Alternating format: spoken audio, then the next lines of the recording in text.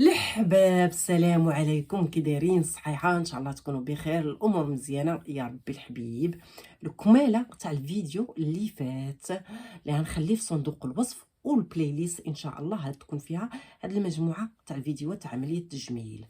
قبل ما نبدا الفيديو غنخلي هنايا فيديوهات على اساس كي كنت قبل ما نولد، يعني قبل الحمل، وحملت وضعافيت ولكن بقات الكرش، يعني جوج عمليات قيصريات. ولدي الكبير عنده 11 عام، وولدي ليام عنده دابا عام و3 شهور. يعني درت العمليه تكمل عام، وجلست تقريبا اكثر من شهرين في المغرب. غير باش تكون الصوره واضحه بالنسبه للسيدات اللي عمرهم ما شفتوا القناه، يعني في الاصل انا ماشي شي وحده غليظه، ولكن الكرش مع العمليات القيصريات ولات عندي بزاف، وخا تضعفيت وخا درت الرياضه اللي سميتو لي موسكل، العضلات تاع الكرش مشاو، وبيان سور الجسم خسر ولا طاي خسرات. اختكم فضيله تعقدات وبرزطتني هذيك الكرش، ما بقيتش قديت نتقبل هذيك الكرش.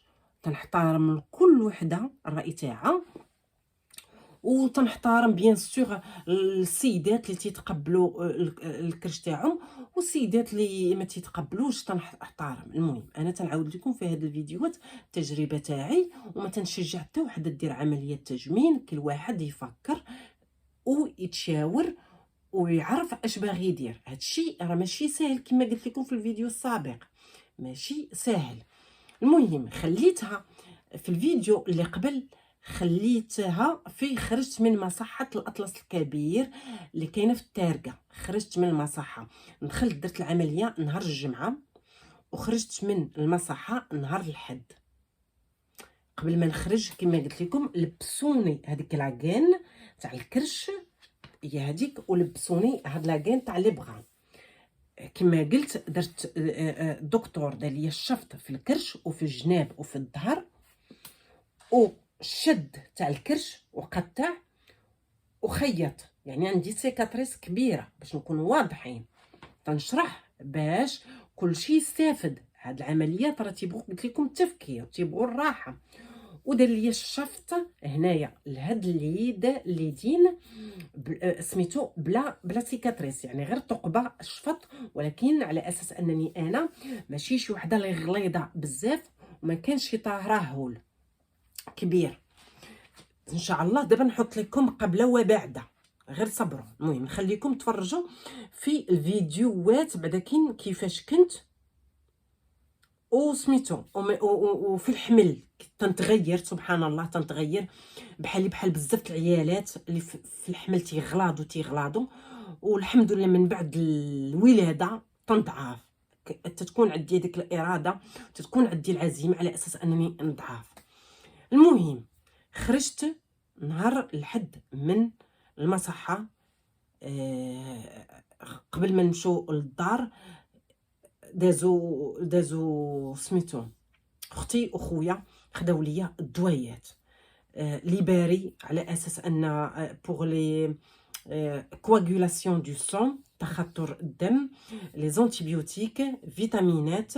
و كنت جايبه معايا انا من برا، وقيلا قلتها، دي زونتالجيك، دوليبران، دافالغون، ايفيغالغون، واحد الساج او ايبوبروفين، واحد لتروسه عامره بهذا الشيء، لان الدويات في المغرب غاليه. المهم باش نكون واضحه، الاسبوع الاول من خرجت من المصحه كنت مهلوكه، مدقدقه، صفرة. ما كنت نقد ندير حتى شي حاجه، والله شاهد عليا. اي حاجه بغيت نديرها تنبغي العوين. بغيت نمشي للحمام تنبغي العوين، تنبغي نتحرك تنبغي نعوين. يعني رجلي ما تنقدش نحركها، رجليا ما تنقدش نمنملهم. تنعس غير على ظهري، والنعاس على الظهر تيكرفص، وضربني البرد، ولات الجرحه تضرني لدرجه ان دموعي هبطوا لان ضربني البرد. مع كاين البرد ومزيانه انني درت العمليه في وقيته البرد، لان من بدا الحال سخون تيطلع في مراكش وانا لابسه هذا الشيء، راه العافيه، راه تتولي تعرقي، تتولي تسخفي، هذا الشيء راه تيشد سخونيه.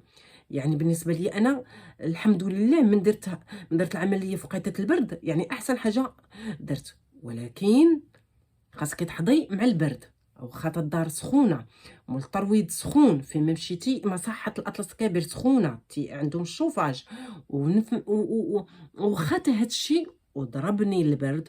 وما نعاودش ليكم السيدات اللي دايرين عمليات قيصريات راه يفهموني، من تكوني دايره عمليه قيصريه وتضربك البرد، الفتحه تتهلكك، سميتو الفتحه، يعني السيكاتريس تاع العمليه القيصريه راه 3 المرات هي سميتو الابدومينوبلاستيك.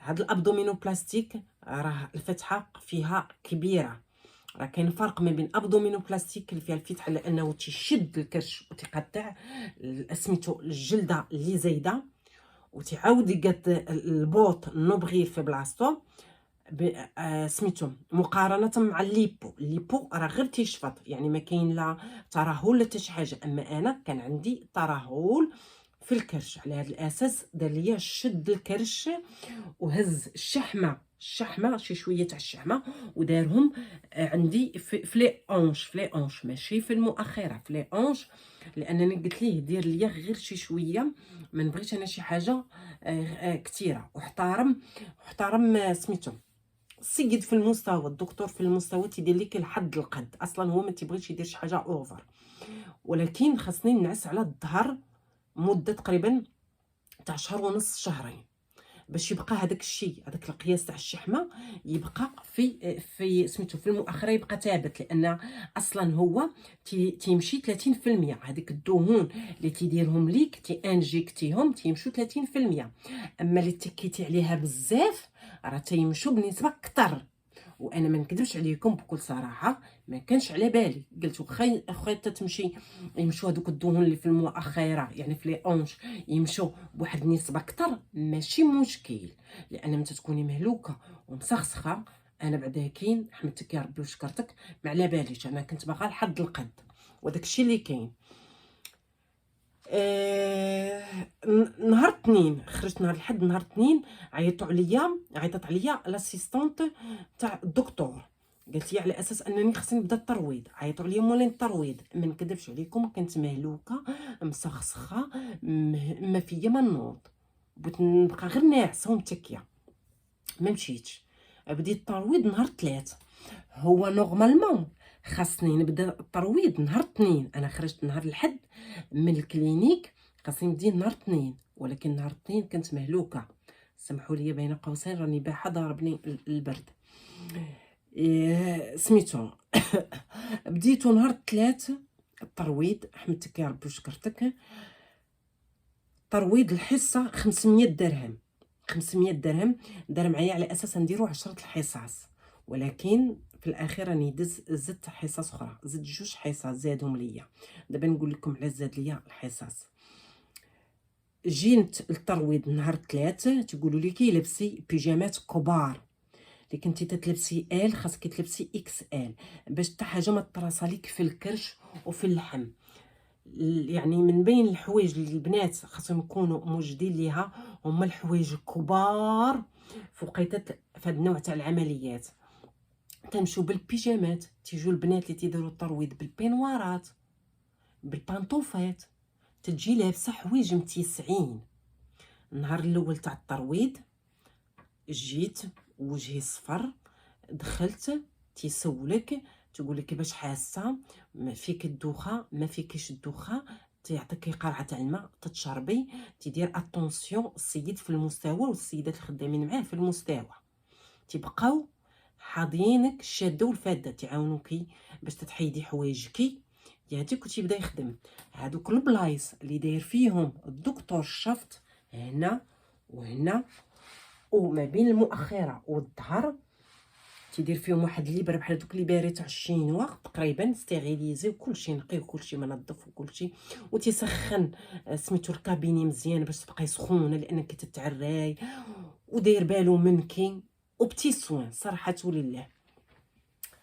يا هذيك. المهم وبدا تيعصر في الدار، تيعصر في الدار. النهار الاول خرج مني تقريبا 3 ليزور عامرين بالماء. تيعصر ودوز الماكينه، تيخدم بيدو وتيخدم بديزاباغاي. حسيت براسي عيانه، تنقول ليه حاسه براسي عيانه.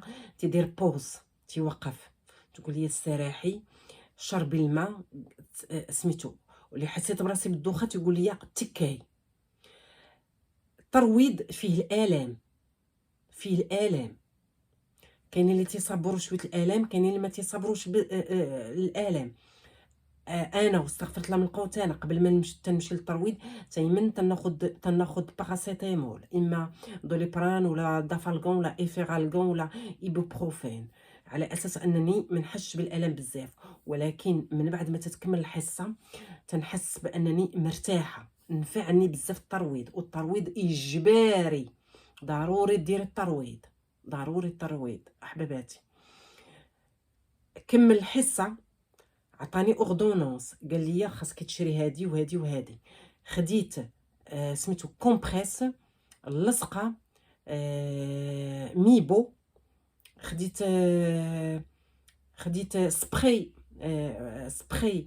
سبراي ديزانفيكتون يا هذيك. وخديت دي بروتيكسيون نانا. هذوك لي بروتيكسيون انتيم تاع العيالات، باش تيدير وحده فوق وحده فوق وحده، باش تراسي ليك الخسر. تيبدا ينحت، يقول لك 5 الحصص الاولى فيهم تنحيدوا الماء وتنقادوا شحال من حاجه يا هذيك. وفي 5 الحصص الاخرين تنبداو نحتوا ونقادوا الجسم باش تكون واحد النتيجه زوينه، تكون نتيجه صحيه وتكون نتيجه سميتو استيتيك مزيان. تنديروا النحت كل حصه، تتكوني جايه على اساس انك عارفه غدوزي واحد نص ساعه ولا 45 دقيقه. تتكون عنده تبارك الله الدنيا عامره، ولكن تيكون ما تتسنيش تاني بزاف. تقريبا كنت نمشي مع ديك 12 ونص ولا مع هذيك الوحده، يعني تنفيق على خاطري. تيعاود يقول لك من قبل ما تجي كولي، من تخرجي كولي. تقول لك الشهر الاول من بعد العمليه كولي، خاصك تاكلي حويجات اللي ينفعوا. الدكتور تيقولها والترويض تيقولها، على اساس باش ترجعي، يعني كفته، كبيده، اي حاجه تنفعك. وبيان سور من تنخرج من الترويض تنمشي للدار تناكل وتنعس. اصلا تقريبا 3 الاسابيع الاولى دوزهم غير نعاس وماكله. وفي البديه من خرجت من الكلينيك ما كانش تنقد ناكل مزيان، ما كانش عندي شهيه، كنت ناكل غير شي شويه. تقول لك شربي الماء مزيان، كان تنشرب الماء مزيان. يعني ضروري هاد الحويجات تيكون بنادم داير بالو معاه. تنمشي تندير لي سوين في الكلينيك عند العياده تاع الدكتور مره في يومين تيمشوا. تمشي وتبدلوا لي لي بونسمون وتقادوا لي. هذا الاسبوع الاول ما بين الترويض وما بين العياده تنمشي مره للترويض، يوميا للترويض 2 3 لا بديت 3 الاربع الخميس الجمعه السبت، مشيت 5 المرات الاسبوع الاول. وكنت نمشي عند سميتو على قبيله لي سوان، كنت نمشي مره مع الصباح ولا مره في العشيه. من تنمشي في العشيه من بعد الترويض تنجي مسخسخه مهلوكه، تنكون عيانه بزاف، لدرجه ان السيده اللي كاينه في الكابيني تاع الدكتور قالت لي حاولي تفرقي من تكون عندك الترويض بحال هكذا، حاولي تجي مع الصباح باش ما تعيش بزاف لان تتسخفي. المهم في الاسبوع الاول عطاتني لا بلاك، هاد لا بلاك شريتها من عندهم 800 درهم من عند الكلينيك لا الكابيني مع العياده، على اساس انها تدار بحال هكذا، تدار هكذا باش تتبقى الكرش ثابته. راه حيدتها مؤخرا ولقيت نبقى دايراها لانها تتنفع. تنديرها ليل ونهار، الكورسي، اللي خرجوا ليا، اللي لبستوا لي السيده قبل ما نخرج من العياده، راني تلبسوا ليل ونهار.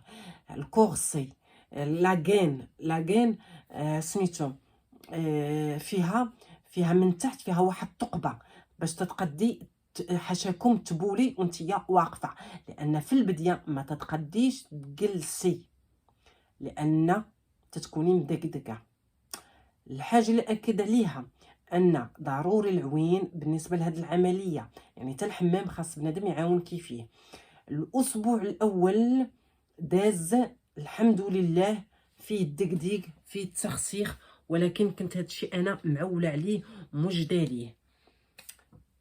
الحاجه اللي بغيت نقولها لكم في الاسبوع الاول انا هنحط لكم هنايا الفيديوهات كيفاش خرجت من العمليه، كيفاش خرجت من العمليه من المصحه، وجهي صفر ووجهي مدقدق ووجهي مسخسخ وداك الشيء. في هذا الفيديو هنهضر لكم على الاسبوع الاول، حتى الفيديو الجاي نهضر لكم على الاسبوع الثاني باش يكون الفيديوهات فيهم شرح مزيان. الاسبوع الاول ما شفتش الدكتور، كانوا البنات اللي عندو لي زاسيستونت عندهم هما اللي تيشوفوني، ولكن اللي كان شي مشكل ولا اللي كان شي حاجه بيان سور راه تيجي تيشوفك. اصلا الدكتور تقدري تهضري معاه في الواتساب ولا في الانستغرام ولا في لي ريزو سوسيو تاعو ولا في سميتو في نمرته، يعني بطريقه سهله. يعني كان عندك شي سؤال ولا شي حاجه تتكون هو تيشرح ليكي. تقول لك ما تدوشيش تقريبا 10 ايام من الاولى، تقول لك ما تدوشيش، تقول لك ارتاحي، تقول لك كولي، تقول لك ما تهزيش الثقل. تقريبا هذيك الشهر ونص الاولاني الثقل ما كاينش، لان انا كما قلت لكم ولدي الصغير اليوم الزينه عنده عام وشي حاجه، عنده عام و3 شهور، خليته عند مرت خويا، ديتو عند مرت خويا سميتو هاد المده كلها، لانني كنت عارفه بانني اللي بقى حدايا يقد نتبرزت، يعني ما بقيتش تنشوفو، خليته عندها، هي تكلفت بيه الله يرحم بها الوالدين. شي حاجه بغيت نقولها يا ربي ونسيتها. مهم غنخلي الفيديو بحال هكذا باش الاسبوع من الفيديو الجاي غنهضر على الاسبوع الثاني. الاسبوع الثاني فيه بزاف الحوايج، فيه بزاف لي ديتاي مهمين حتى هما، ولكن اهم حاجه في الاسبوع الاول هو تتكوني معوله على اساس انك ديري الترويض وتكوني مهلوكه وتكوني مسخسخه وتكوني مكرفصه. وهذوك السيدات اللي في لي ريزو سوسيو اللي تقول لك 10 ايام تتكون كافيه، راه غير كذوب، كلشي كذوب، كلشي كذوب. راه ما يمكنش تكوني دايره ابدومينو بلاستيك هو داير لك الشد تاع سميتو تاع الكرش مقطع وملصق ليك الكرش وغتنوضي في 10 ايام وتولي بخير. راه امبوسيبل. راه على الاقل واحد شهير تاع الراحه، وما تهزيش تقول ما تضربيش تماره وما تضربيش تماره. يعني خاصك دائما تراعي على اساس اي حاجه شفتيها في لي ريزو سوسيو تتمشي تسولي الدكتور وتتسولي شحال من حاجه. ومساله تاع الترويض اجباريه، تقول لك ضروري ديري الترويض، على هذا الاساس انك خاصك تكوني كما انا دايره بحسابك على اساس الفليسات، يعني الفلوس تاع الدوايات، الفلوس تاع الدوايات تاع مول الترويض، لان تا هو تيخرج لك سميتو هاد المسائل. وسميتو الترويض تا هو داير ثمن، يعني 500 درهم كل حصه، راه ماشي ساهله باش نكونوا واضحين. يعني هاد المسائل كلهم تتكوني دايره بعين الاعتبار. وسورتو كاين المصاريف بالنسبه للناس اللي جايين من اوروبا، راه تيكونوا كما انا تتكون فلوس الطياره سميتو كيفاش تسكني في مراكش. يعني حتى الناس اللي ساكنين في المغرب، واحد السيده انا تنعرفها دارت العمليه من بعدي، هضرت معاها ابوني عندي تنسلم عليها، جات من اكادير دارت العمليه عند الدكتور، كرات هي في مراكش، كانوا عندها المصاريف، كانت حتى هي شاده مرا مقابلاها. هاد المسائل تتكوني دايره بحسابك، وعلى الاقل الثمن تاع الدكتور اثمنه معقوله كما قلت لكم، لان انا مشيت انا عند واحد الدكتور معروف، وداك الشيء كان ضربني على النيف. يعني كاينين دكاتره المغرب فيه دكاتره في المستوى، كاينين دكاتره في المستوى، كاينين دكاتره تيديروا اثمنه معقوله، وكاينين الدكاتره تيديروا اثمنه مبالغ فيها. يعني بالنسبه لي انا، وصافت لما قلت انا راه ما مشيت عند الدكتور الا بعد سميتو بعد تحريات، يعني قلبت وبقششت ودرت شحال من حاجه. يعني راه واحد الخطوه، راه فيها واحد التفكير كتير. وكما قلت لكم في الفيديو الاولاني، راه كنت بغيت ندير هذه العمليه قبل ما نحمل بولدي الثاني، والدكتور قال لي سيري راكي باقا ما وصلتيش الربعينات، لا صدقي يجيكي هذاك سميتو الحنين على اساس انك تزيدي تولدي، سورتو عندي غير ولد واحد. قال لي تصدقي باغا تولدي ولد ثاني تخاوي ولدك. قال لي راكي باقا صغيره، لان اللي درتي هذه العمليه اللي بغيتي تحملي هتكرفصي وهتخرجي على هادشي اللي هديري. قال لي سيري تتنيسي على اساس انك ما بقيتيش باغا تولدي وجي مرحبا بك. وداك الشيء اللي رجرى، والحمد لله الحمد لله ما درتش العمليه. من بعد جات كورونا، من بعد جاب الله حملت ولدت ومشيت عندو. قال لي على الاقل بعداكين على الاقل راني خاويت ولدي ودابا مقتنع. عندي جوج وليدات، الله يخلي لكم وليداتكم والله يعطيكم الذريه الصالحه. السيدات اللي باغيين الوليدات تتكون واحد سميتو، يعني تتكوني عارفه. اما السيدات اللي باقين عندهم غير وليد واحد ما يديروش هذا النوع تاع العمليات، صبروا تتنيسوا. سورتو ابدومينو بلاستيك، ماشي الليبو بوحدها والابدومينو بلاستيك بوحدها. يعني السيدات اللي عندهم شك على اساس انهم يقدوا باغيين يزيدوا وليدات ما يديروش هاد العمليات. هاد النوع تاع العمليات يصبروا. هذا ميساج من القلب الى القلب بالنسبه للسيدات، لان انا وما كنتش تصنت لهاد الهضره، وكنت درت داكشي اللي قال لي راسي، وكنت يعني ندمت. ولكن الحمد لله كما تنقولوا عقلي صغير تصنت. غنحبس الفيديو، غندير لكم خلاصه.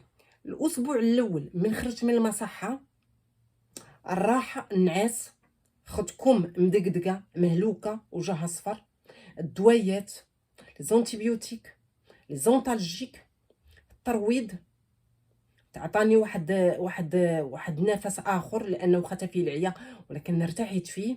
ما كنتش تناكل بزاف، كنت تنفرسي على راسي، لان ضروري تتفرسي على راسك في هذه المسائل. كنت نمشي سميتو المصحه، ماشي المصحه العياده، تندير لي سوين.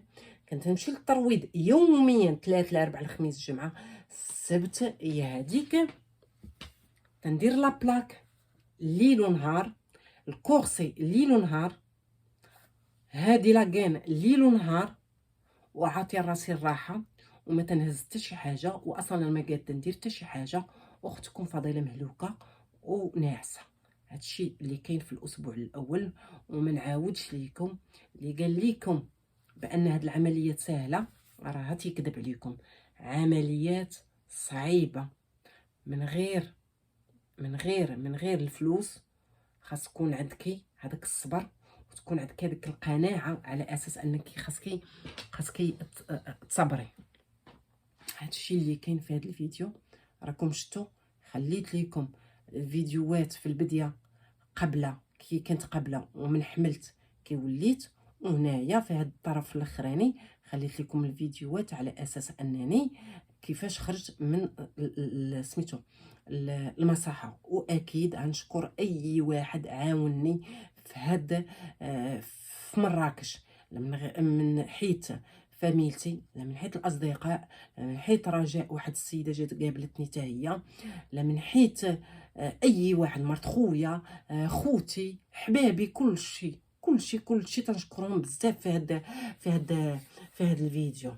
وفي الفيديو الجاي غنهضر لكم على الاسبوع الثاني، وغنهضر لكم ثاني على الدوبل مونطون اللي درتو حتى هو. المهم عطا الله المعلومات، وخلوا لي في الاسئله بيان سور. ومرحبا بكم ومرحبا بكم مرحبا بكم، الله يرزق الصحه والسلامه.